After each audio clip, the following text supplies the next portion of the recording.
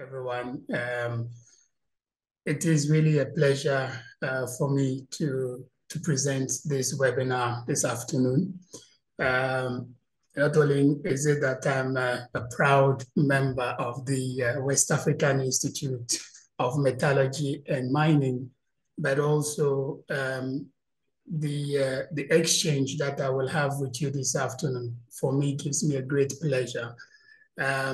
I will be sharing, but of course, I know that after the presentation, there will be lots of discussions after, and I will also be learning from you. So this is a great pleasure for me, and thanks for your time.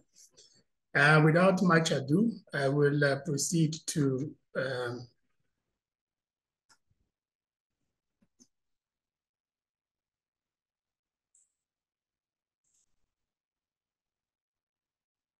yep, there we go. I would like to present the agenda for this afternoon. The topic, as you're already aware, is the importance of an all-inclusive approach in haul road estimation. I will proceed to introduce myself. I will introduce the problem and state it. I will discuss the important elements to consider when carrying out your estimation. And also I will be doing a live demonstration of how to do a good estimate. Okay. About myself, my name is James Awumee. In terms of educational background, I have a BSc in Electrical and Electronics Engineering from the KNUST, University of Science and Technology. I think at the time I actually studied at UMAT. So I'm a product of UMAT, but graduated at the University of Science and Technology. And that was in 2004. Right after that, in 2010, I pursued a postgraduate diploma in international mining in Austria at the university, at the Montaigne University. And then in 2014, I undertook an EMBA in project management at the University of Ghana.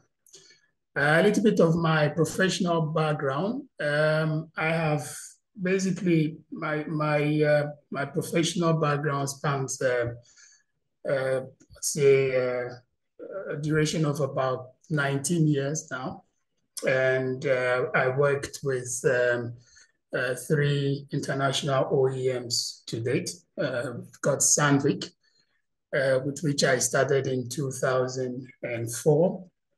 Sandvik, I'm sure everyone here knows Sandvik very well. Some drills, underground equipment, crushers and screens, LHDs, and dump trucks. Then I moved on to General Electric, where I was heading the power conversions department, moved on to grid solutions and solar power. And currently I am with Scania West Africa, where I handle the Scania mining solutions department. Scania, you may know, is an automotive company. Okay. The affiliations that I have to date are with the Ghana Institute of Engineers, and of course with West African Institution of Mining and Metallurgy. And I am a certified Lean Six Sigma Black Belt with the American Society of Quality. My competencies, well, it's quite a wide variety of competencies, but summarized in 3: product management and application engineering, key accounts and customer relations management, as well as project management, sales, marketing, and strategy. That's about me. I'll move on now to the topic at hand. Okay, first one, which is the introduction and problem statement. Now, really, this webinar for me is quite close to my heart, because many a time I am confronted, I'll say, with situations, where customers are not very sure how to estimate, produce an estimate that would become profitable for a venture that will become profitable for them in the future. They either underestimate these projects and then they get stuck in the way, or they overestimate the project and they are not able to get the contracts at all. So why am I undertaking this project or this webinar? The first reason is for information sharing, of course, but then also throughout the time when I'm dealing with customers, I've picked up issues, from bottlenecks caused by poor estimations. So they buy equipment, provide services to the mines, but because they've not estimated, the project properly, they create bottlenecks for themselves, and then at the end of the day, the problems just keep, unfolding, and sometimes really bad, outcomes happen. And as everyone here knows, now that the mining procurement list has made haulage purely and solely local content procurement, there have been lots of entries and participation, or the participation in these ventures, or this venture has increased significantly. Unfortunately, some have the knowledge, okay, but others don't very much. So this will be why this topic will most probably be relevant. Who will it benefit? Obviously, it will benefit the mines. In an instance where they will be outsourcing the haulage, they'll need to do a proper price benchmark. For haulage contractors, their pricing strategy in order to bid competitively. For plant pool and hiring companies, pricing strategy for them will be important. And what will this webinar cover? Well, it will look at the estimation, thought process, and approach, okay, and basically the logic and choices behind that. It will discuss the critical elements to consider in this exercise, as well as highlight pointers that will make the level of confidence in this estimate, high enough. Okay. So now that we are on the topic, if you don't estimate, your project properly, what are the consequences? What are the consequences of a poor estimation? Well, the first and foremost, perhaps the most important, will be the financial effects, okay, which gives rise to cost overruns, eroded profitability, and financial loss to your organization. You obviously have exposure to some economic issues like inflation, exchange rate issues. Okay. The effect on your business, your organization, for underestimating can affect the viability of the project as a whole. And if you overestimated, if you are overestimating the project, unfortunately, your bid will be unattractive. So the customer will not choose you. Loss of reputation, credibility, and goodwill by your clients and stakeholders, as such. And it will give rise to performance issues affecting delivery and quality. And, one of the most unfortunate situations that, happen is the spiraling and misallocation of scarce resources. So there is no money, unfortunately, you have not estimated properly. You are forced to run around, and, the effect is you misallocate resources that are already scarce. And then your risk exposure just skyrockets. It goes very high. You have legal issues, because if your client is not happy with your performance, obviously, that will lead to adversarial relationships, resulting in claims, litigations, and injuries. So your customer will request for damages and compensation for poor performance. Political issues also arise. Changes in mining, transport policies, and regulations can affect a poor estimate if not well done.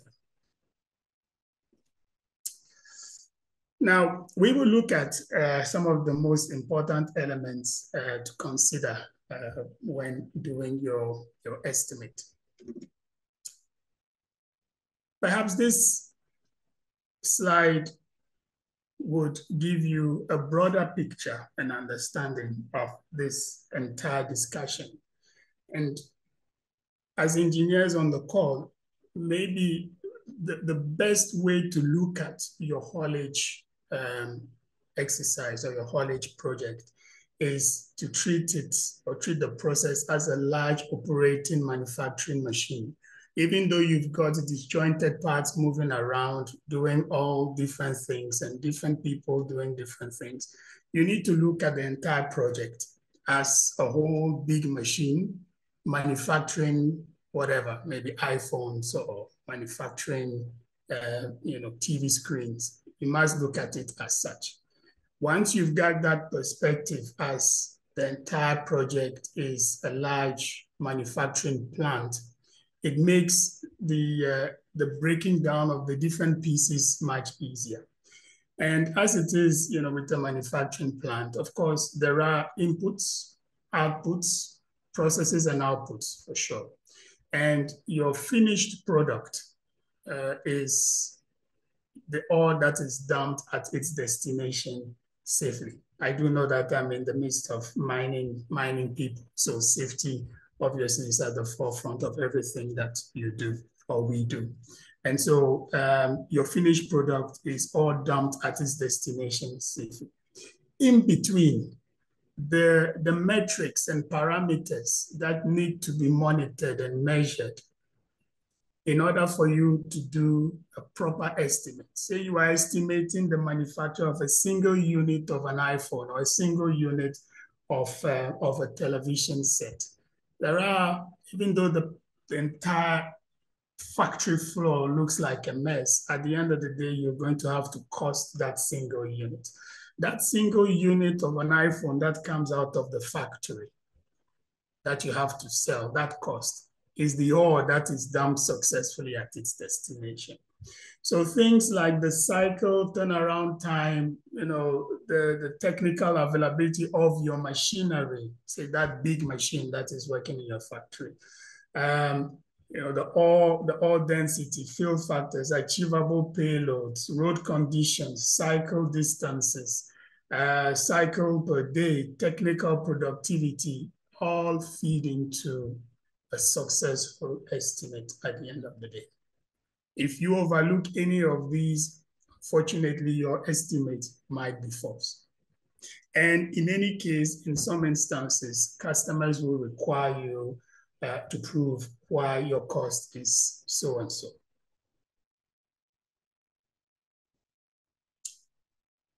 One important thing that needs to be looked at, timeline obviously matters. Now, the triangle you see on the left-hand side, which is called the life estimate, the life of estimate, is a very important triangle. It's equilateral. All three sides are equal.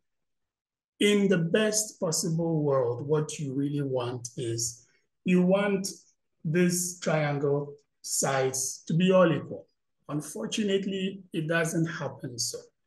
You would want your project duration to be equal to your financing tenor. You also want it to be equal to the equipment life. Project duration could mean, life of mine, specific or special project, tonnages. It could mean any of that, okay? Equipment life could mean equipment fit for mining purposes. And this is an area that's actually touches my heart very much because unfortunately, I would say, candidates or a lot of businessmen will not look at this area critically and would buy any equipment for any purpose And at the end of the day, this becomes a big problem for them. So equipment life, equipment fit for purpose, haulage purpose, service support, all that is included in equipment life. Okay. And then you've got your bank loan, OEM financing, interest rates, turnout payments. So in a perfect world, you want the project duration to be equal to the equipment life, to be equal to the turnout, financing turnout. And in a case like this, be sure you should make some good profitability. Unfortunately, life is not as simple as that. So we do have challenges. And the first one is when you've got your project duration shorter than the other two. In a situation like this, you should expect loan defaults and penalties from your end client. Now, I'm talking in the sense of a contractor offering a service to the mine, but this presentation is also very important to the mine, because if the mine is giving a contractor a short-term project, they should expect that the contractor will be defaulting on their loans, and then they will be applying penalties on the customer, on the contractors. Will be applying penalties, to the contractor for poor performance, obviously. And so it's not. And if the contractor is not performing, the mine doesn't meet its project targets, and then the problems, spirals and becomes bad for both parties. Okay, it's not the intention for it to happen, but the circumstances that was not analyzed properly obviously led to that. Now, if a situation like that happens where, the project duration is less than the other two, if this is known before the project starts, then perhaps the need to estimate rented vehicles. So your estimate must be based on rented vehicles, and you want to rely on existing fleets or purchase cheaper trucks. I underline cheaper trucks, okay? Because then you can, the depreciation of the trucks goes faster within the duration of the project. And, but if this is known after, say, maybe the life of mine shortens for one reason or the other, or contract is terminated for one reason or the other. In a case like this, perhaps the estimate will need to be reviewed, force majeure may be enacted, it's more legal, and then the contract may need to be reviewed as well. In a situation where the equipment life is shorter than the other two, of course, you will have performance issues, defaults and penalties again. If this is known before, then you need to increase your CapEx or plan for CapEx in your calculation to take care of new purchases in the course of the project. If this is known after, then you may increase the loan amount or rely on a net operating capital for new trucks. I know the accountants will say, no, but you can't do that. It's not right. You can't do that. But if you have a failed equipment and you still have to perform your project or your exercise or your contract, what other choice do you have? You will have to get money from somewhere. If going back to the bankers is going to prove more expensive, then you want to rely, or you will have to rely on your net operating or net working capital, to purchase new trucks. The last risk that you might face is if the financing tenor is actually lower than the other two. You're going to have to price your project cost is going to be very high, and you're going to have operating capital issues. If this is known before, of course, you're going to be pricing yourself out of the project. But then also, then you want to consider buying cheaper equipment or cheaper trucks. If it is after, you may renegotiate the loan tenor, but with some consequences. The bankers don't take that very easy. They would they would have a problem with that. The next thing that is of importance here is estimating with the right metric. Okay, so the three main metrics that we know about are the cost per ton, the cost per kilometer, and the life cycle cost. The meaning of each and every one of them is, as follows. That's the cost per ton would usually be for planned projects, fixed distance haulage, definite targets, to achieve, and it's also time bound. All right. If you may want to also look at performance measure, situations, because that's important. A weighing bridge or telemetric system is going to be important in the project.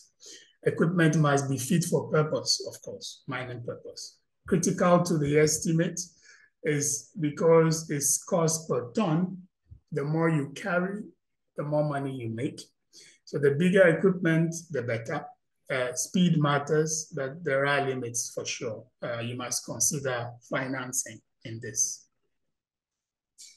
Then we have the cost, Then we have the cost per kilometer.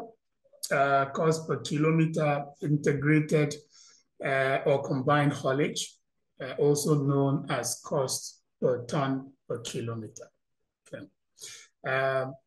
Performance measure importance, telemetry, equipment fit for long distance haulage. So now that's where it becomes important, because if you're going to be doing long distance haulage, the truck must be fit for that purpose. And it may be off or on road for off and on road purposes. Critical to estimate is the mileage or distance. Focus on risk mitigation strategies for sure. If you are going to be doing long distance travel, you want to carry out what if scenarios to be sure that if something happens outside your jurisdiction, for instance, you should be able to have solutions that you put in place immediately. And life cycle cost is indeterminate, no fixed target. You want to consider equipment hired per hour, but maybe expensive to the end user. Also, performance measures importance, telemetry, equipment fit for purpose, maybe off or on road. Critical to estimate is obviously the operating hour billing, secure long-term contract for sure, because if you are going to do operating hour billing, there are instances where the equipment will not be working. So a long-term contract will be beneficial to the estimator. Else estimate per clock hours or days. Now, I'm going to now move on to the live estimation demonstration. And what I did was I prepared an Excel sheet, and I'll be walking you through talking about the different considerations. And after we've gone through everything, we are going to come up with a cost per ton, or a cost per kilometer, or even a cost per, on LCC, which is cost per hour. I'm going to break this now. Bring this.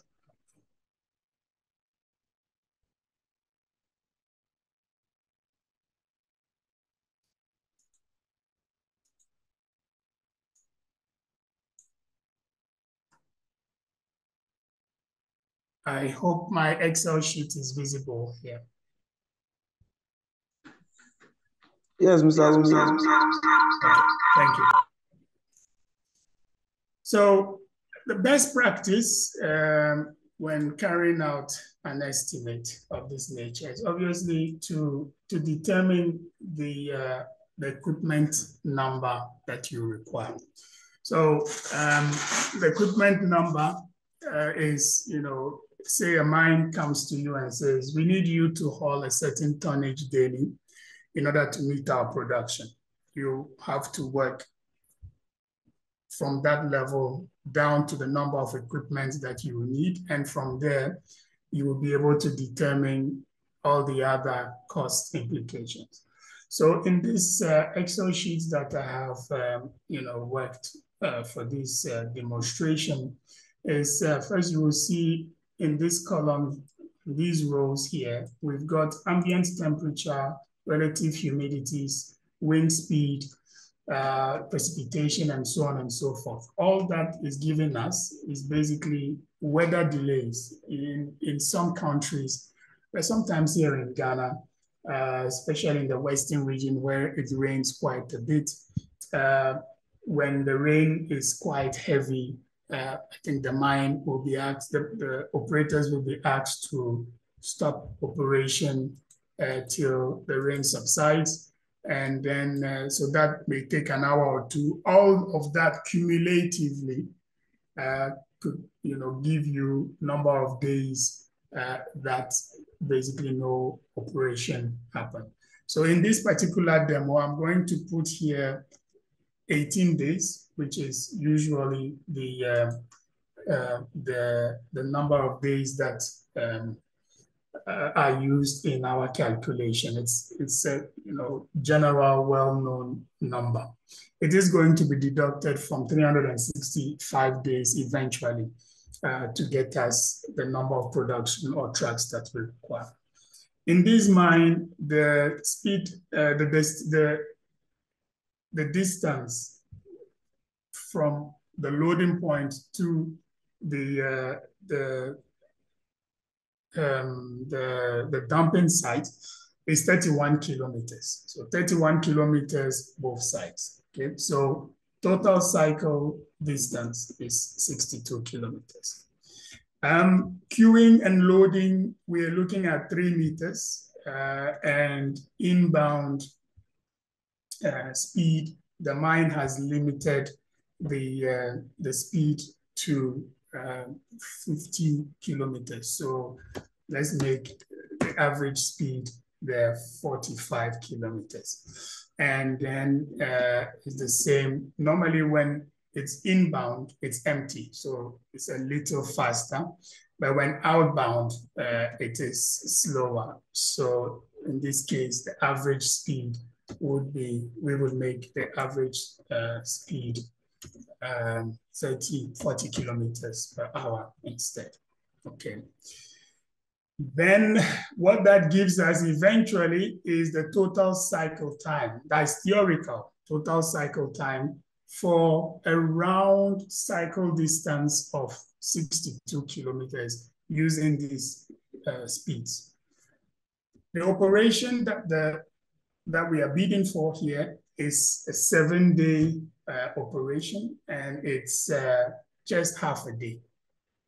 So it's just in the mornings from 5 a.m. to 7 p.m. So we put the 15 hours. The rest of the time, the trucks are packed. The planned downtime is 1.5, 1.5 is for planned downtime, where the shift change, refueling, maintenance, lubrication, and so on and so forth for the equipment. And another 1.5 hours for safety meetings, meals, messing, unforeseen circumstances or situations that may happen. That then gives us the annual daily working hours of 12 hours and then the annual working hours of 4,308. But of course, we have to plan for the technical availability of the truck. So here we are estimating it to be 90%. And the average utilization factor we are estimating to be 85%. Okay, so now we're saying that daily operating hours, you could call it engine hours, is estimated at 9 hours, basically. Then now we move on to the cycles per day. So given the data above, okay, cycles that are achievable per day are 6 cycles. So 6 round trips from the loading site to the dumping site and back. For this amount of hours of operation, we can only do 6 cycles within that time.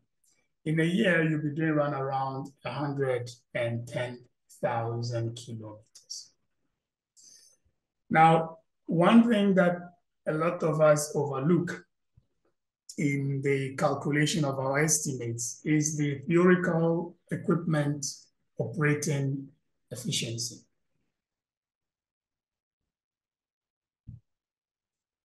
Say, in the entire cycle from the start to the dump back to the site, to the start, you are only doing useful work in carrying the ore from your point of loading to the point of dumping.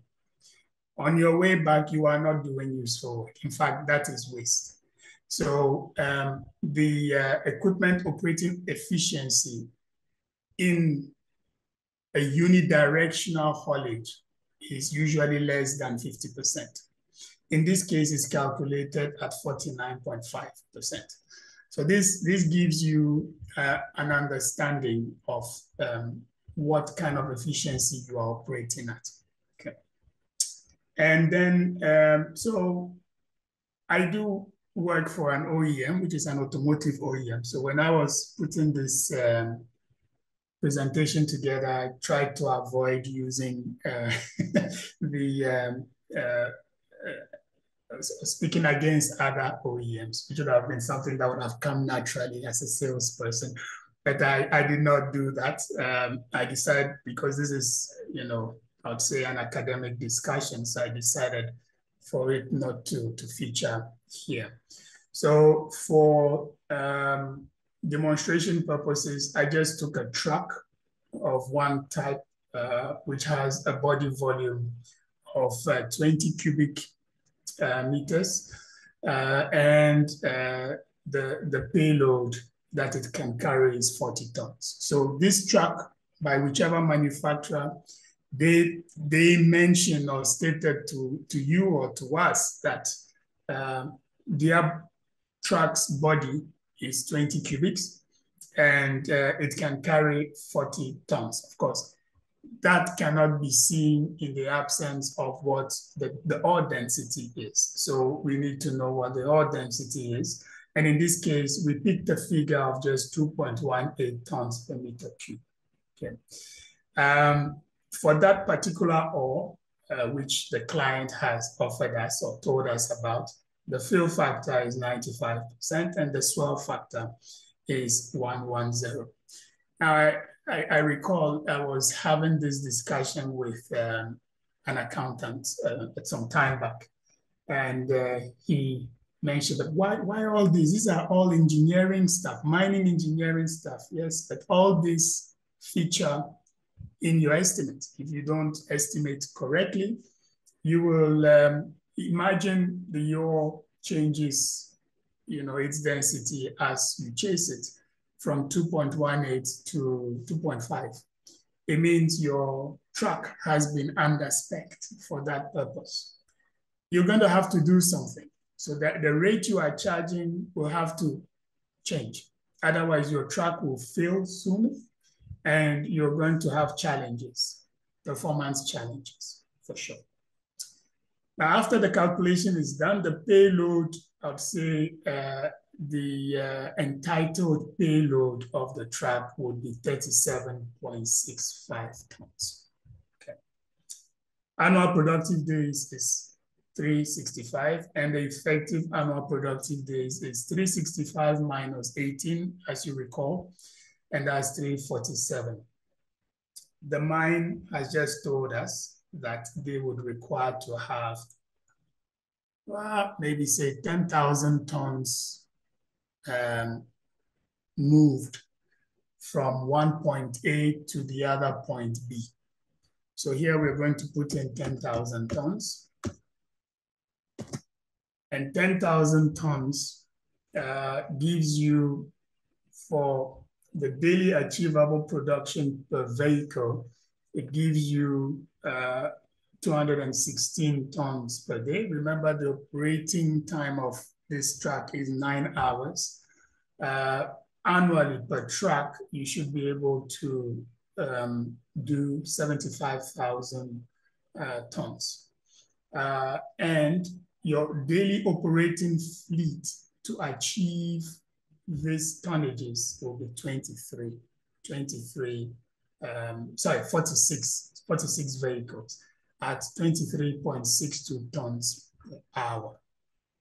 Now, don't forget that your client is asking for 10,000 tons, but your trucks are going to have to be maintained at some point. They are going to have to go through some overhauling at some other point. So all these put together, you are losing some days, I'd say, all put together, you are losing some days. And so you want to factor that in, and all in all, with all the services, we are estimating that in order to meet that particular production, you want to include 2 vehicles to the fleet and a total required fleet of 49 vehicles. Now, we have arrived at it with the site situation, everything that we require to know about the site and the project. We need 49 vehicles for this operation.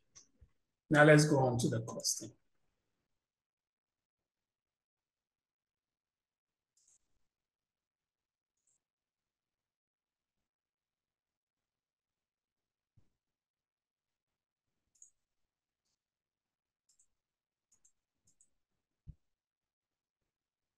So because I only have 45 minutes, I've been very very careful to make sure I don't go past the time.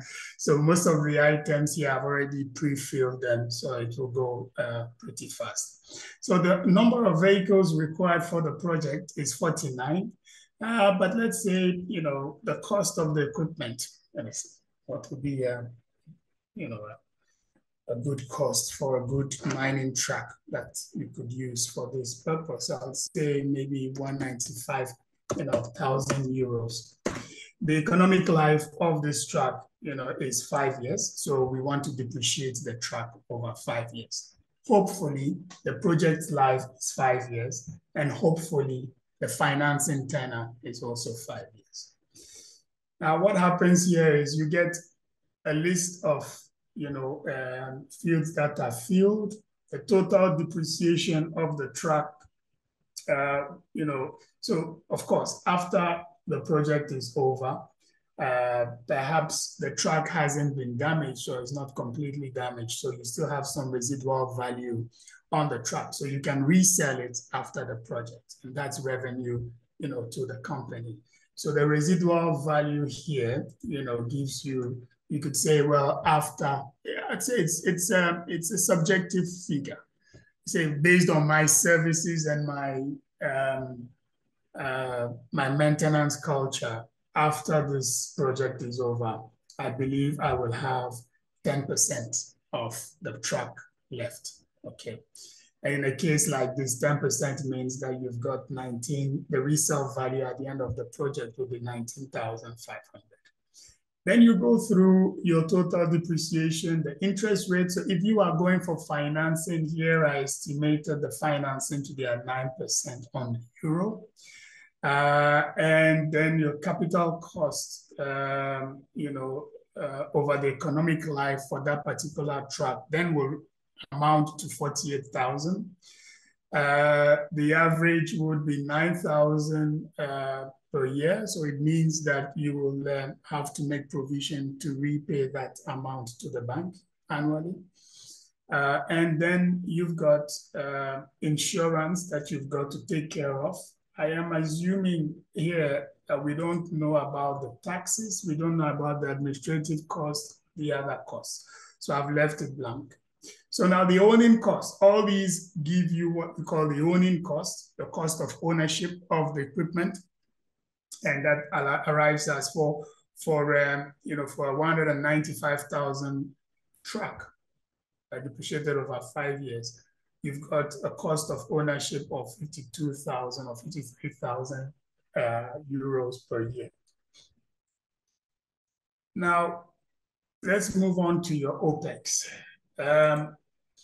With your OPEX, remember you've got to have drivers, driving your trucks.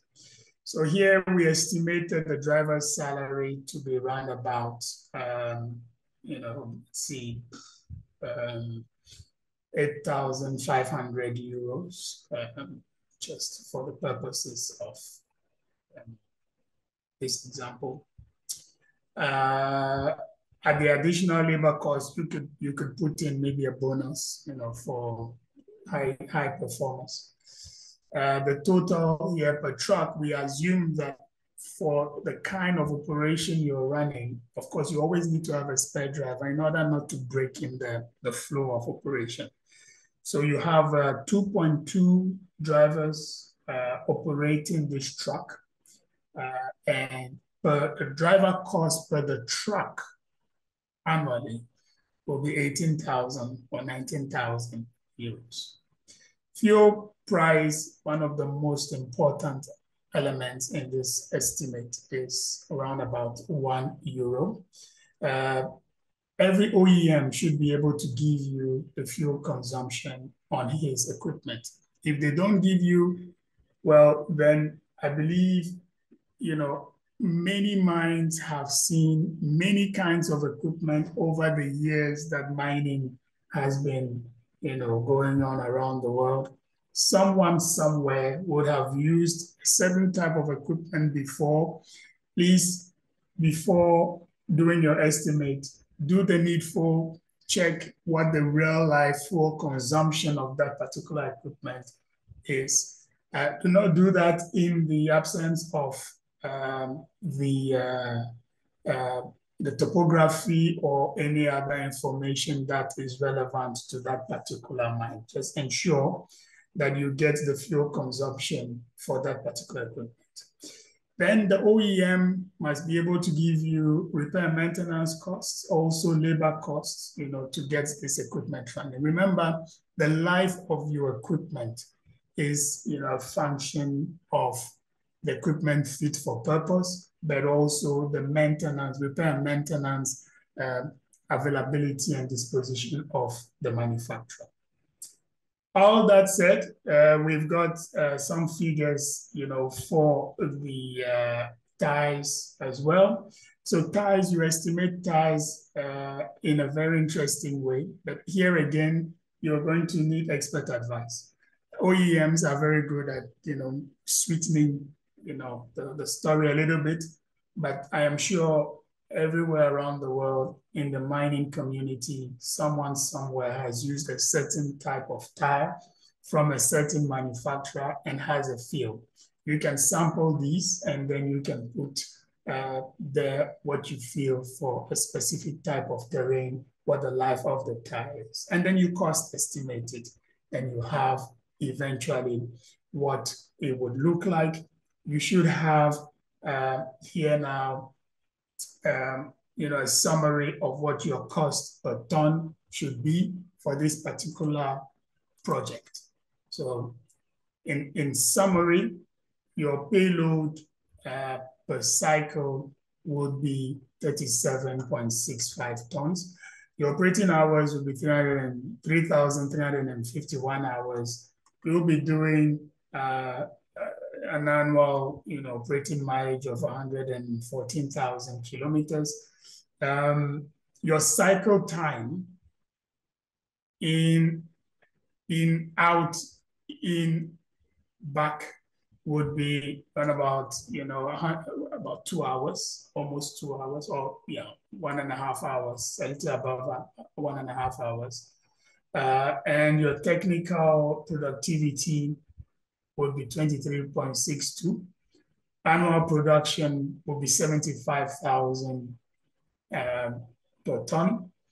And for that particular track or that particular situation, you should be able to meet your target and perhaps even exceed it by 1%, as is indicated in this particular demonstration session. If we go to back to the summary sheet now then tells us what our baseline cost per ton is. Now, this is where it gets interesting. So for a contractor, a baseline cost per ton, 2.45 per ton, is your cost. That is your estimate, bare bone estimate. Now you will have to add your profit on it to be able to say, I am making a margin on top of this figure of this amount. So to know your margin, you'll have to maybe say add a certain percentage. I think the going percentage is 22%. So you add 22% on 2.45 euros per ton, and you should know what your pricing would be to your end customer, to the mine. For the mine, after undertaking this exercise, remember, it's very important for you to ensure that your contractor succeeds. Very important.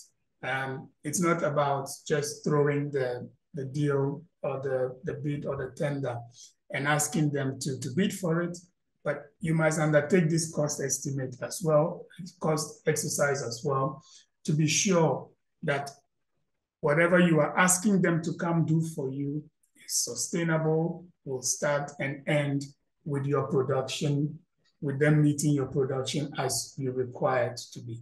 So knowing what the baseline cost per ton is and knowing the full setup will help you understand the operations better. In a good setting, the mine, the OEMs, and the contractor will sit in one office and will have a full disclosure, but it's not always the case. So it's unfortunately not the case. If you were, running on a baseline cost per kilometer, then your cost per kilometer driven would be 1.63. If you were running on a life cycle cost operation, then your baseline cost per hour. Okay, now remember, this is operating engine hour. If I should do it as a rental per day, this rate will go down a little bit because the daily rate would not be equivalent to the operating engine hours of the equipment. A bit of summaries here to wrap up. The project parameters for this demo, we looked at it, was a fixed distance haulage. The project life was for 5 years. The number of vehicles that we calculated or estimated from the data that the mine has given us is 49 vehicles. The equipment cost from whichever OEM was 195,000 euros. The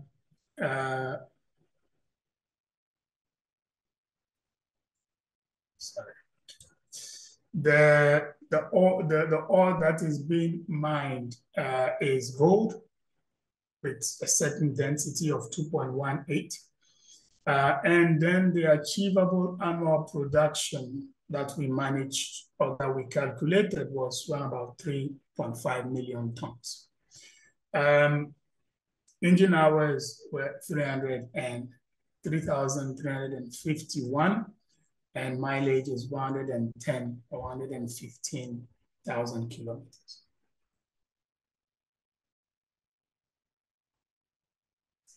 If you're going for financing, obviously, if you are, this is where, let's say fictitious parameters that I put here. If you're going for financing, then of course, I'm assuming that the financing tenor, if you remember the equilateral triangle, I'm assuming that the financing tenor would be 5 years. The payment per year will be obviously 12 payments per year, payment every month. Down payment 20%, interest rate 9%. And then you've got all the other costs that are displaying here. In summary,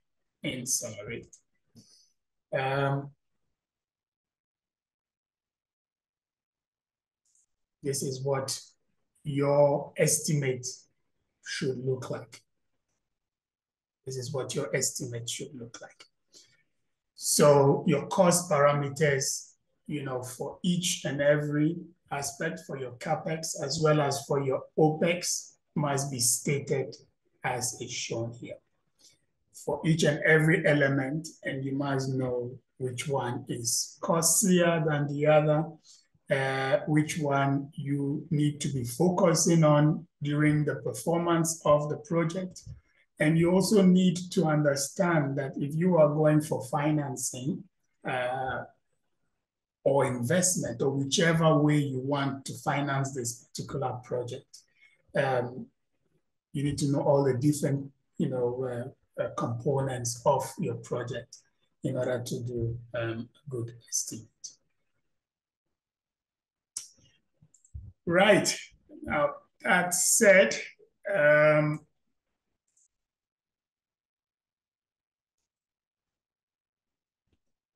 the live demo is over, and thank you very much